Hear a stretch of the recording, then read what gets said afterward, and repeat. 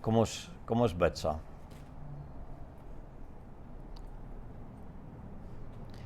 Vader, ons staan voor u woord en dit ontbloot ons, Here.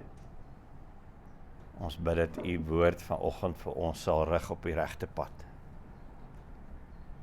Maak ons harte skoon, Here. Ons wil meer soos u wees. En dit kry ons net uit die woord en uit die gees uit, Here. Sal u ons daarin lei. Amen.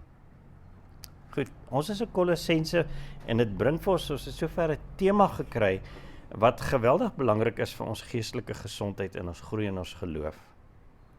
En hierdie tema is, waarop fokus jy in jou onsekerheid en in valshede wat rondom jou aangaan as hierdie wêreld na jou toe kom met valshede? Selfs binne in die kerk. As die waarheid vir jou, as die valshede vir jou voorgehou word as God se waarheid, wat beteken dit vir jou geloofsbasis? Hoe hanteer 'n mens dit? Hoe maak jy seker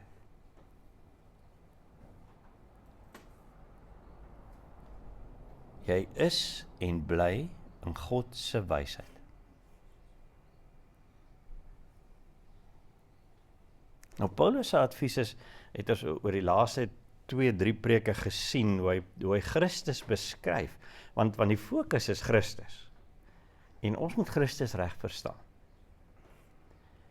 En hy sê, sy advies is, jy bly beskou alles deur die vensterbeeld waar Christus vir jou werklik voorgestel word. Waar jy die ware beeld het. Hy is die voortreffelike wat alles skep en onderhou en volle herstel bring tussen mense en God. Die een wat die enigste manier is om God te verstaan, is Christus. En Christus is die enigste gesag en wat jy hoef te verstaan. Nou as jy hierna oplet en jy kyk deur die evangelie alleen, sal jy sien wat jy nodig het, wat om te bely, en die versoening wat jy vind in Jesus, hoe sy volheid van God jou heen wys na 'n nederige afhanklikheid van Christus, wat die harmonie in hierdie heelal terugbring, wat die harmonie in jou en my terugbring. En dis waar ons laas keer gestop het. En dit is algemene beginsels. En Paulus sê, okay, nou moet ons dit 'n bietjie huis toe bring. Kom ons kom 'n bietjie huis toe. Kom ons raak persoonlik. Want hierdie algemene beginsels moet nou toepaslik wees op my en my ankers van geloof word. En ons sien dit in Kolossense 1 vers 21 tot 23, hoe hy dit daar verduidelik.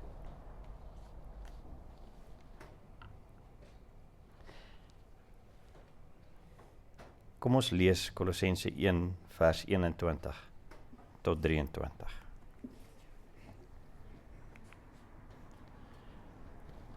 Kolossense 1 vers 21. Ook julle was voorheen van hom vervreemd. Ja, vyandig gesind teenoor hom, op grond van julle slegte dade. Maar nou het hy julle deur sy menslike liggaam met homself versoen, sodat hy julle deur sy dood heilig en sonder foute en onberispelik voor hom kan stel.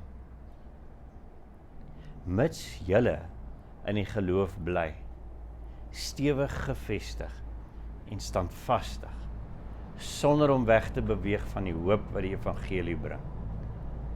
Dit is die evangelie wat julle gehoor het, en wat in die hele skepping onder die hemel verkondig is, en waarvan ek, Paulus, 'n dienaar geword het.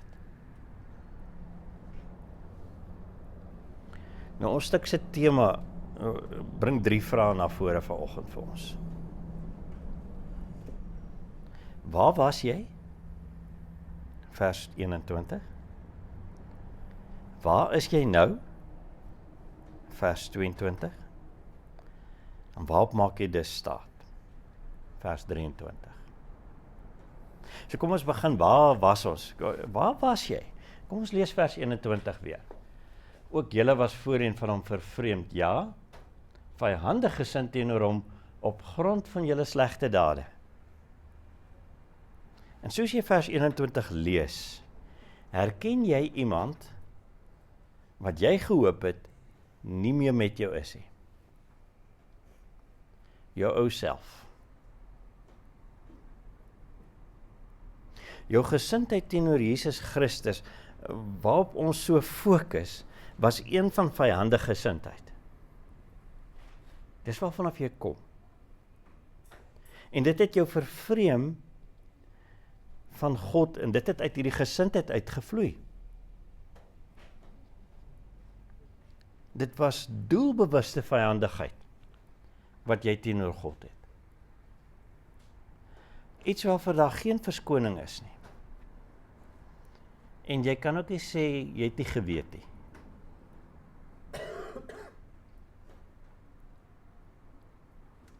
En dit het die diepste wortels in jou wese geskiet deur hierdie rebellieproses wat jy gevolg het. Sodat jy, soos ons in vers 13 gelees het, vers 13 het vir ons beskryf het, in die mag van die duisternis was. Jy het gedink jy lewe 'n vry lewe, maar jy was in die mag van die duisternis.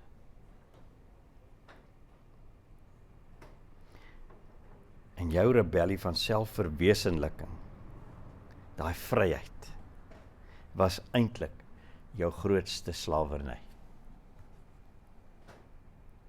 Jy was vyhandig teenoor Jesus, as 'n beeld van God. Nie net teen God self nie, maar die een wat verantwoordelik is vir die beeld van God.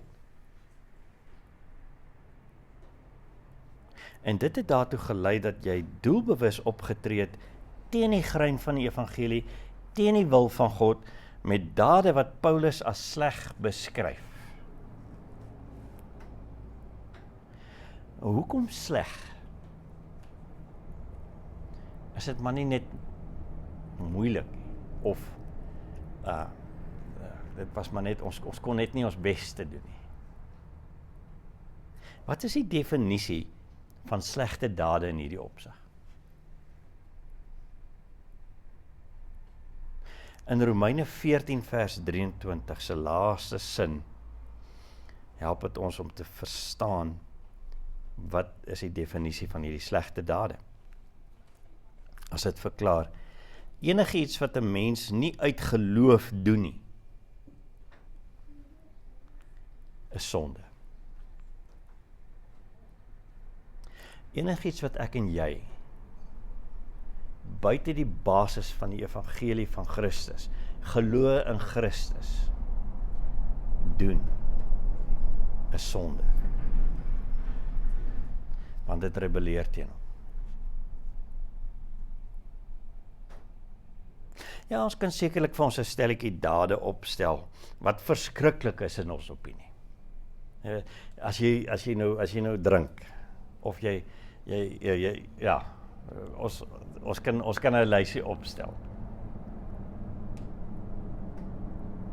So 'n checklist dat ons vir afskiet. En dan is dit nou God se checklist. En jy mag net nie dit doen nie.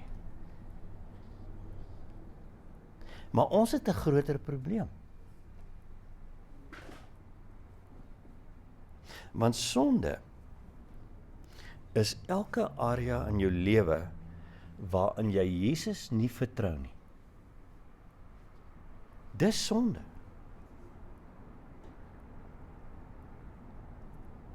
En dit is daai ou mens wat hier langs jou staan se invloed. 'n Ou mens wat nog steeds aan my klou as ek onseker is van Jesus se vermoë om my los te maak, om my vry te maak in hierdie spesifieke area van my lewe.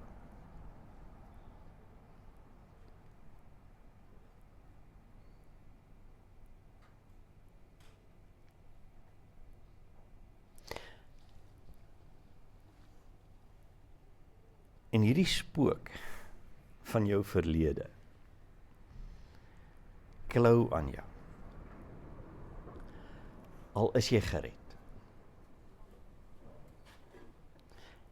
En hy maak jou onseker of jy werklik Jesus kan vertrou wanneer die druk op jou geplaas word.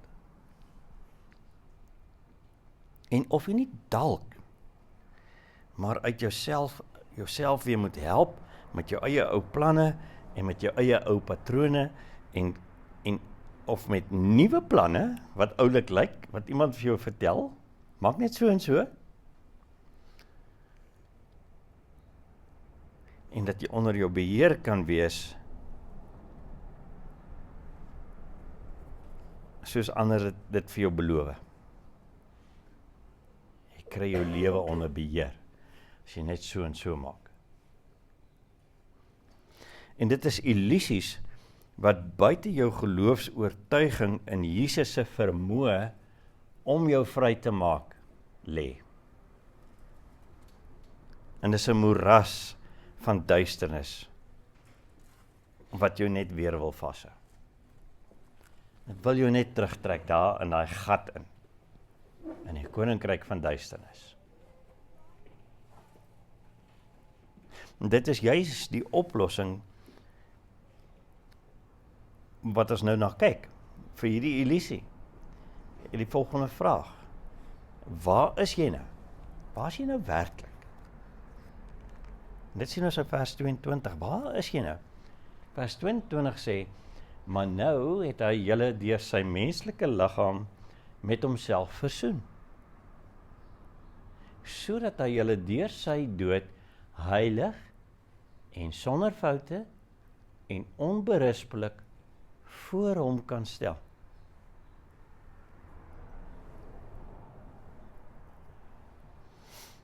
Soos Paulus oor jou verlede praat, jy kan nou daar tussen die twee verse kyk, daar's nie 'n punt op die eerste by vers 21 nie, hy hardloop reguit in na vers 22 toe. En nou soos Paulus oor jou verlede praat, stop hy nie.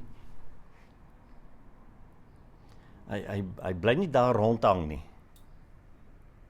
Maar dit vloei voort in waar jy nou is, waar hy jou nou sien, as gevolg van Jesus se aksies namens jou.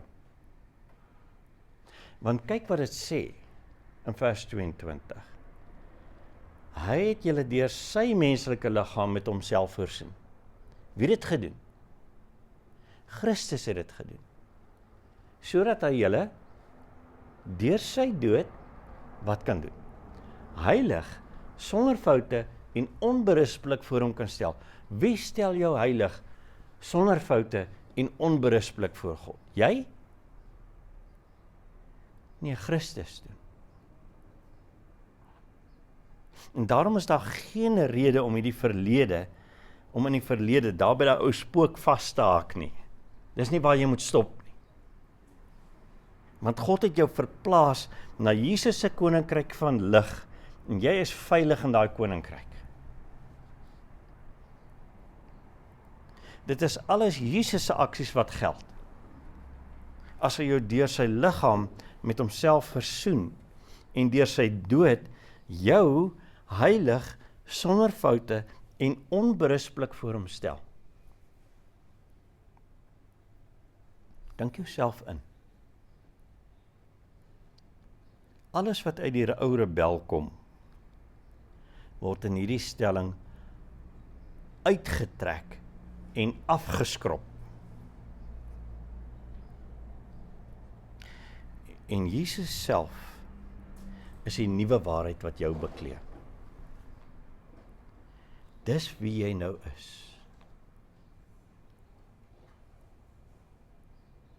As jy na jouself kyk, dan is dit nou Jesus wat wys. Die suiwer Jesus, waarin jy afgesonder is vir hom, heilig, toegewyd en sonder foute, soos die paaslam offer moes wees,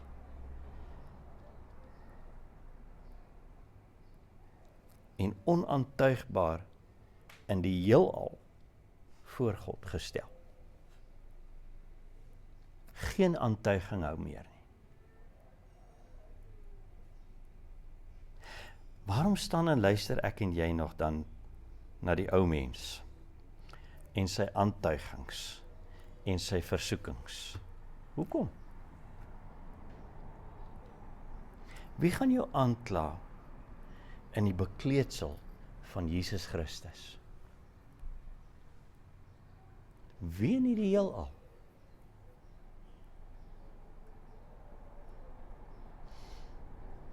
Nou, hierdie kleed is toekomstig in sy volheid. Maar dit is reeds voltooi in Christus. Dis hoe jy gesien word, en daarom verseker dit jou. Ons is verseker, soos ons in vers 13 gelees het, dat ons verplant is in sy vryheid en sy vergifnis. Maar nou moet hierdie Christusplant groei. En jy word gesnoei van daai ou mens, om die tekens van daai ou mens uit jou lewe uit te kry. En om die vrug van Christus te dra, die beeld van Christus te dra. Jy word skoongemaak.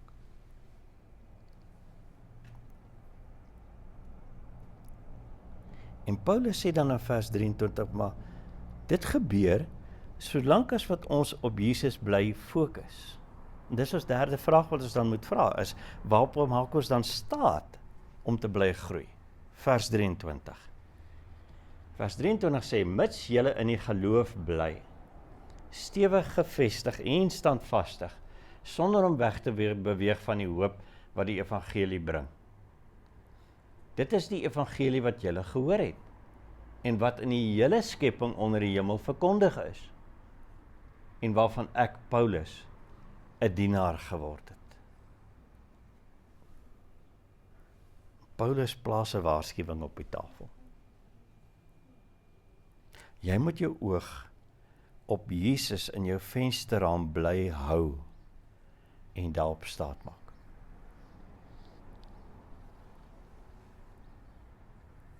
En ek dink 'n mens kan nogal verstaan hoekom, as ons vers 22 klaar deurgewerk het.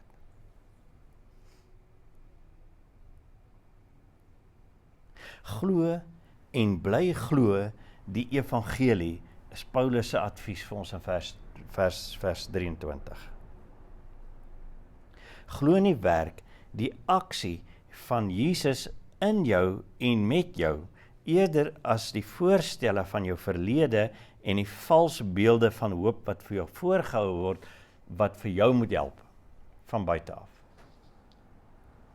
Wat jou aandag aftrek van Christus af. Hierdie geloof is die beeld van Jesus wat vir ons gegee is. Hy is die enigste manier om God te verstaan. En hy is die enigste gesag wat ons hoef te verstaan. Die res, met beste intensies en al, is vals as dit nie op Jesus fokus nie. Daarom is jou geloofsfokus soos Jesus se optrede namens jou in die grond gegrawe, soos 'n fondasie wat op klip staan, op die rots staan. Stewig gevestig.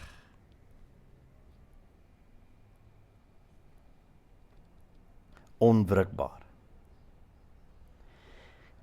En nie losgeruk of afgeruk. Die woord is eintlik afgebring. Jy's afgetrek.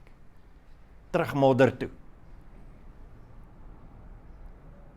Afgebring na die koninkryk van duisternis se fokus toe nie.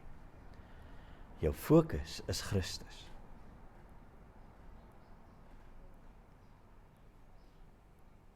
En hierin lê jou hoop opgesluit, dat jy oorgeplant is en groei en vrug dra, soos wat dit by jou pas, die beeld van Christus. Soos die evangelie dit vir jou beloof. En jy kyk vanuit daai perspektief na alles.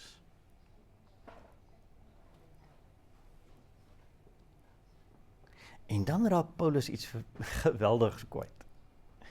Hy sê, dit is die evangelie wat julle gehoor het, en wat in die hele skepping onder die hele hemel verkondig is. Die evangelie wat jou behou, die evangelie wat jou fokus is dieselfde evangelie wat die heelal affekteer, versoen met God, en onder Jesus se versoening bring, waarvan die effek onstuitbaar is, in die heelal. Dis dieselfde evangelie wat werk in jou en my.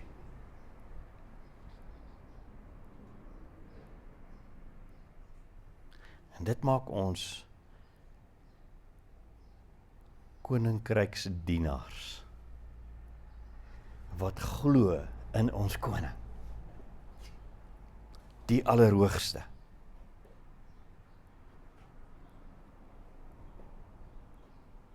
En die rebel, soos Paulus dan skryf, waarvan ek, Paulus, 'n dienaar geword het. Die rebel, ek en jy en Paulus, die rebel teenoor die Allerhoogste, word die gesant van die Allerhoogste, want jy dra sy beeld.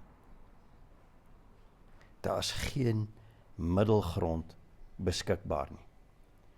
Jy kan nie op die grens staan nie.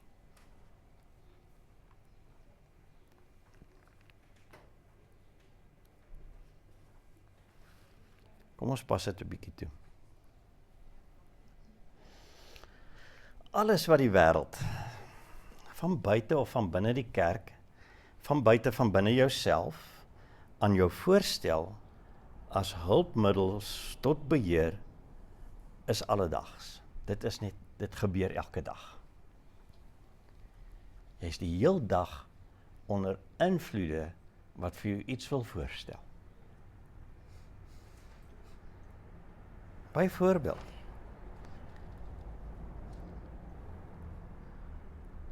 ek sukkel met my familieverhoudings en ek voel buite beheer. So ek soek 'n patroon om beheer terug te kry. Ek laat hulle skuldig voel met my emosies, of ek intimideer hulle met my rasionaliteit, ek net hierdie dinge uitverduidelik. Of my irritasie, of emosies van onttrekking, ek onttrek net, en dan moet hulle nou maar hoop en bid, hulle verstaan wat ek probeer oordra. Of ek hardloop in my kop rond met vrye teels, en die gevolg is dat dit my verder beïnvloed en my gedrag skeef trek. Want ek dink irrasioneel. Of ek implementeer 'n stelsel. Byvoorbeeld Joodse tradisies.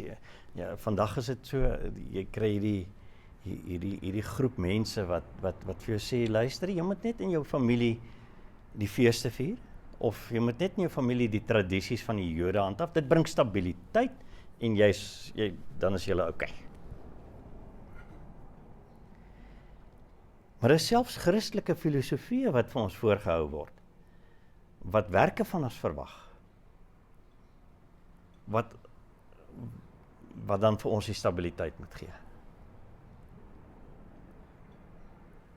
Sisteme wat ons leer om gedissiplineerd te wees as 'n familie.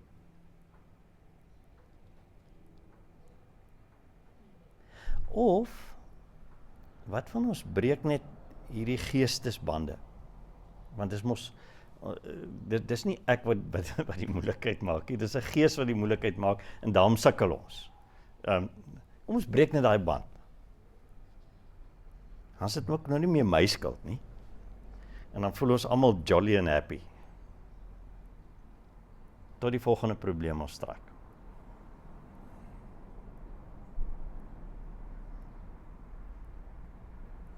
Hierdie proses is alledags en normaal. Want elke dag soek ek en ander mense om my na praktiese maniere om oor die weg te kom. En dan vertel ons dit vir mekaar.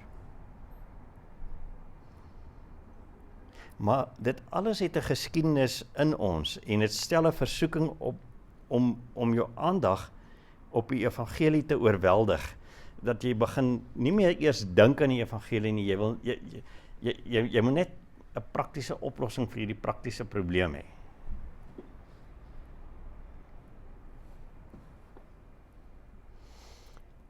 Dit is onvermybaar, maar ons is nie reg om dit te hanteer nie. Ons is nie voorbereid nie. En dis ons probleem. Ons sit met twee probleme. Een, ons is kortsigtig oor ons verlede. En ons laat toe dat daai valshede ons mislei deur vals patrone en vals agterdog teen Jesus vir ons die heeltyd weer op te stel. Ons let nie op waarvan af dit kom nie. Ons wil Jesus in ons redding sien, maar ons wil hom nie in ons rebellie sien nie.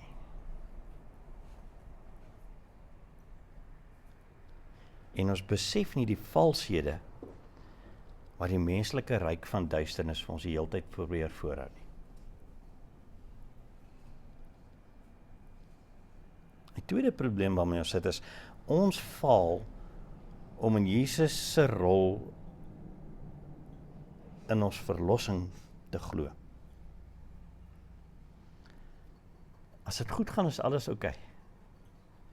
Maar die oomblik as ons dip, dan sukkel ons daarmee.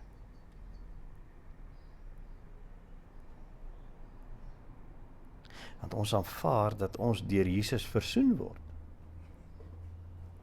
Maar ons sukkel met die idee dat sy beeld ons ten volle oorneem en ten volle teenstrydig is met enige beeld wat nie op Christus fokus nie.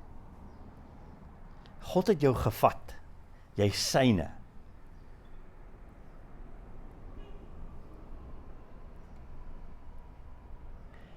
En as jy dit betwyfel, is jy besig om hierdie beeld van Christus skade aan te doen. Jy is besig om 'n ander beeld op te stel.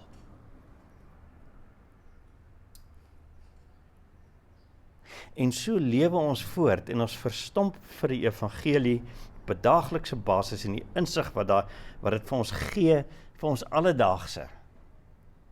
Die antwoord wat dit vir ons het.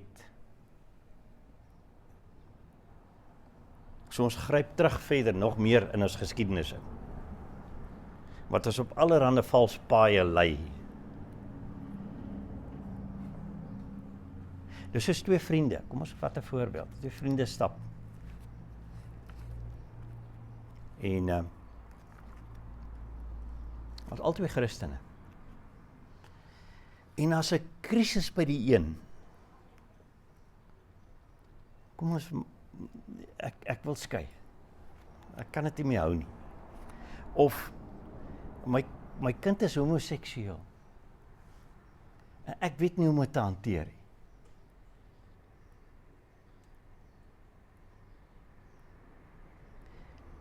Die vraag is, wat gaan jy voorstel? Hoe gaan jy reageer?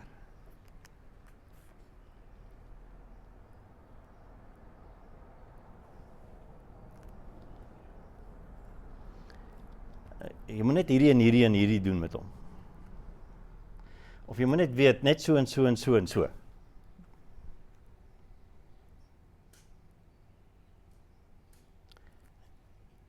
En jy is heeltemal verby wat die vensterraam vir jou van die evangelie vir jou sê.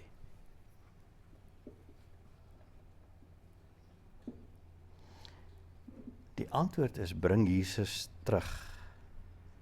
Jesus se werk terug in die krisis in. In die vensterraam vir jou vriend in. Vir jouself.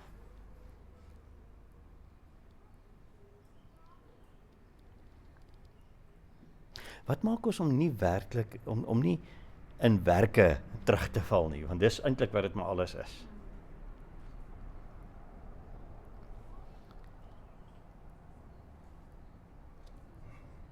Dis 'n saak van vertroue.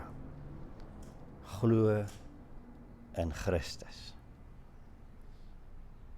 En sy werk vir jou.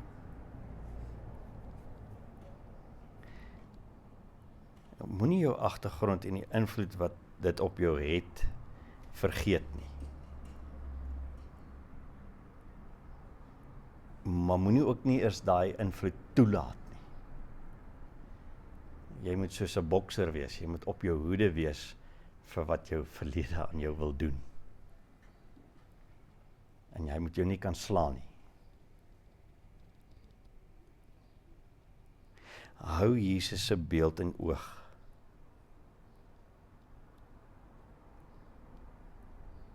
En sien waarvan dit jou bewus maak. Wat hy voorstel. Dit wat werklik versoening bring met hom.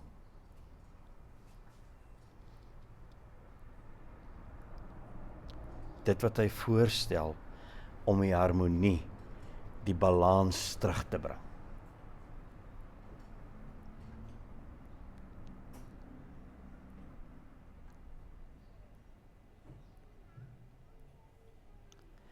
Dan derdens, bely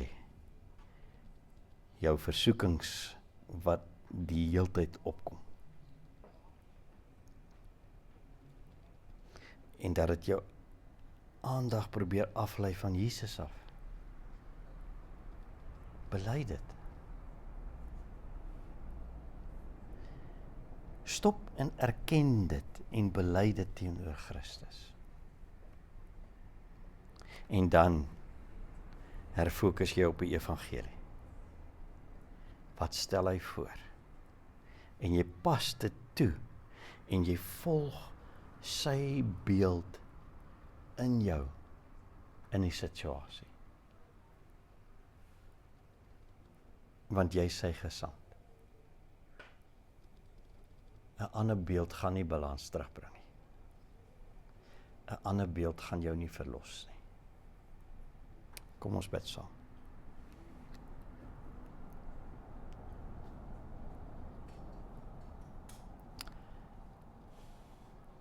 Here, dankie vir Paulus se woorde. En ons bid dat U Gees dit regtig vir ons sal vasmaak in ons. Dat ons nie sal val vir wat uit ons verlede uitkom.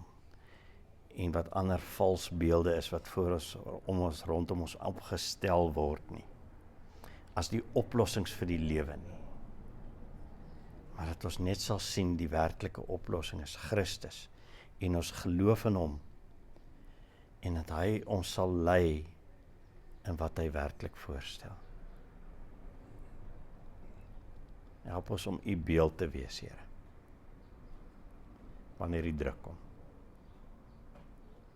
In die naam van ons Verlosser, ons Here Jesus Christus. Amen.